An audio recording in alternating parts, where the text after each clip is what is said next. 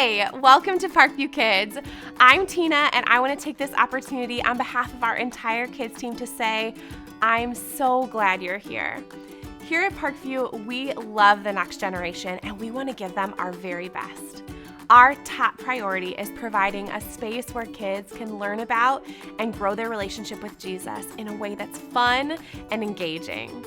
During our time together, your kids will hear an age-appropriate lesson that will help them deepen their understanding of who God is. I want to encourage you to sit down and watch this together. We hope that this will provide a foundation for you to have great conversation together as a family about the truths that are talked about here. And make sure you stick around after the video to hear about some more great resources that we have for you and your family. All right, are you ready to get started? Let's go. Boingy, boingy, boing, wee.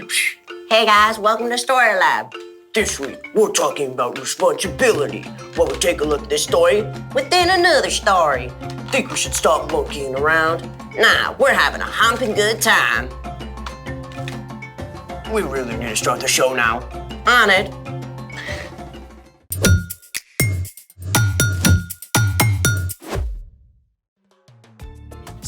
Sorry, I'm so sorry I'm late. I was riding my bike and there were like 6 potholes and... What on earth? G'day, mate! Wait, Cinnamon Toast! Don't scare me like that! What is all of this? Well, as you know, this week we're talking about responsibility, which is showing you can be trusted with what's expected of you. I see. And since you were running late, I decided to do the responsible thing by setting up for the show. Very sweet. But why the balloon animals? Walk with me. You see, I have recently taken up the fine art of balloon animalry. And since I'm clearly awesome at it, I felt like it was my responsibility to share it with the world. Wait, you made all these? Technically, the guy who's teaching me made most of them, but I did make a few, such as... the boa constrictor, the cobra, and my very first creation, the Alaskan bullworm. True work of art. Thanks. Now, what is your favorite animal? Sumatran rhino. Or a dog. One dog coming up.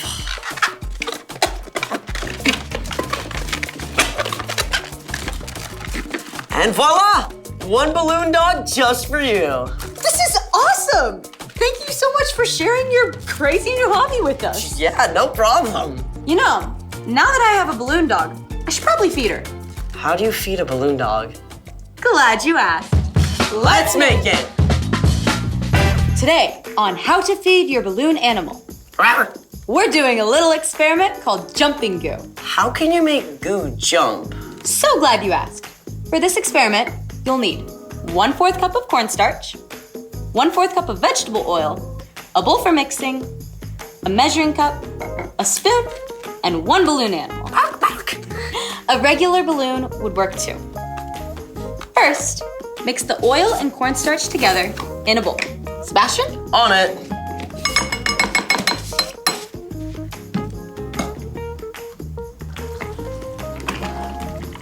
That's some down-home cooking right here. Next, take your balloon animal and rub it on your head. Wow, your hair. Still better than when I hit that bush after the potholes. Now, take a spoonful of your mixture and very slowly move it close to the balloon without touching it.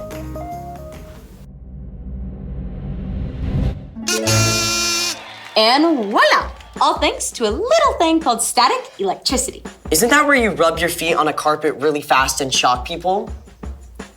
Yes, but there's more to it.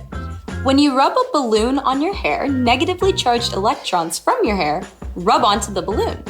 This gives the balloon a negative charge. But what about the jumping goo? Well, the cornstarch in the goo we made has a positive charge. Negative charges attract positive charges, so the positively charged goo jumps onto the negatively charged balloon. And that's how you feed your adorable balloon puppy. Wow, thanks so much for sharing that experiment. Hey, thanks for sharing your balloon animals. And speaking of sharing, it's time for... The story before the story. Today, we're in the book of Luke, one of the 4 Gospels that tells the story of Jesus. During his time on Earth, Jesus traveled from town to town, teaching people about God. Often, he told parables to show people what God is like. Parables are short stories about everyday objects and familiar situations, like baking bread, planting seeds, or hunting for a lost coin. Jesus was a master storyteller. His stories were easy to remember. They made people think for themselves and make connections. And that's where our story begins. Take it away. Hey guys, I'm Padma. I hope you're ready because today's story is a storied story within another story. Don't worry, I'll help you keep track. One day, Jesus was speaking to a crowd of people, teaching them about God. Suddenly, a man called out from the crowd. Teacher, tell my brother to divide the family property with me.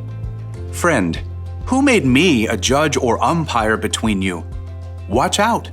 Be on your guard against wanting to have more and more things. Life is not made up of how much a person has.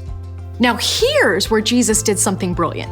Instead of giving a quick answer, Jesus used a powerful word picture. It went something like this. Once there was a rich man whose land produced a very large crop. Sir, we're set to bring in a bumper crop this year. Wow, look at all this food. I'm going to make a fortune off this. Harvest the crop at once. We're working on that, but there's a problem. A problem? You don't have enough barn space to store all your grain. I was thinking, well, you could share. Share? But it's all mine. Well, yes, it is. I know. I'll tear down my barns and build bigger ones. Then I can store all the grain for myself. Oh. Yay me!